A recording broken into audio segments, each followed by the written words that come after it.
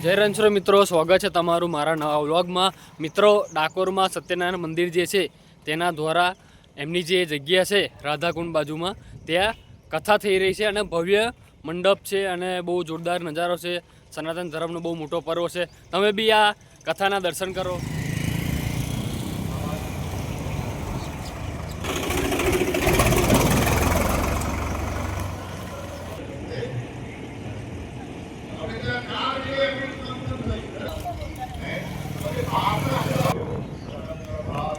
તો મિત્રો, આપણે આવી ગયા છે કથાની જગ્યાએ। બહુ જોરદાર ભવ્ય આયોજન છે, તમે પણ જુઓ, બહુ જોરદાર છે।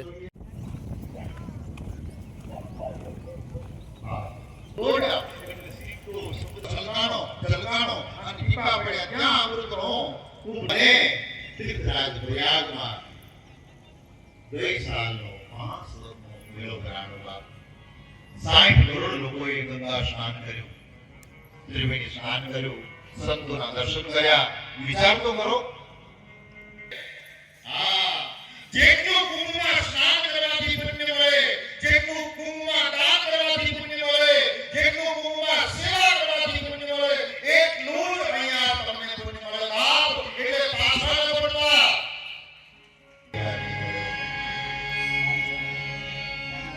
પ્રયાગરાજમાં કુંભનો મેળો ભરાય છે। બાબાની દયાથી, નરહરી બાબાની દયાથી, અભિભક્ત સંતોના આશીર્વાદથી આપણે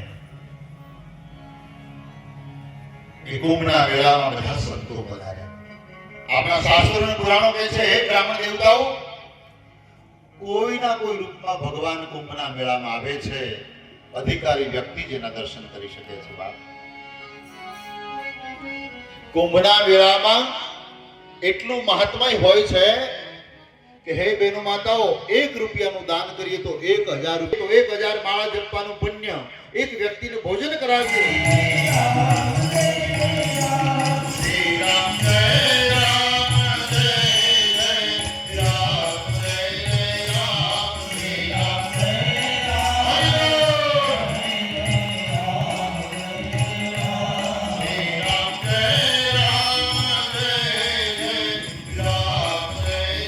અમારા આંગણે કોઈ વિદ્વાન બ્રાહ્મણો આવતા નથી, અમારા આંગણે કોઈ બહેનો દીકરીઓ સગાવાલા આવતા નથી, ત્યારે સમજવાનું કે અમારી કંઈક ઉણપ છે, અમારી કંઈક ખામી છે।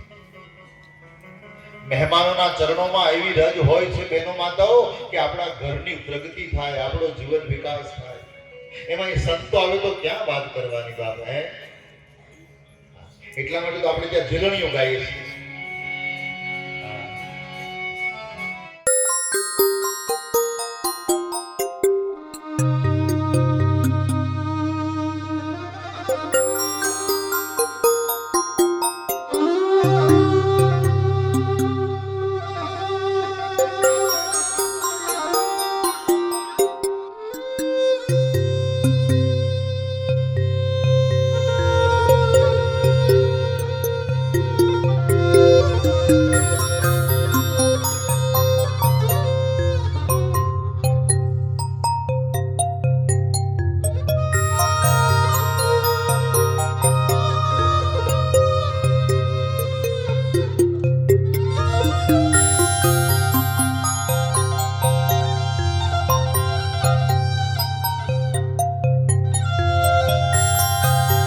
સરસ રામકથા થઈ રહી છે ડાકોર ધામ સત્યનારાયણ મંદિર દ્વારા।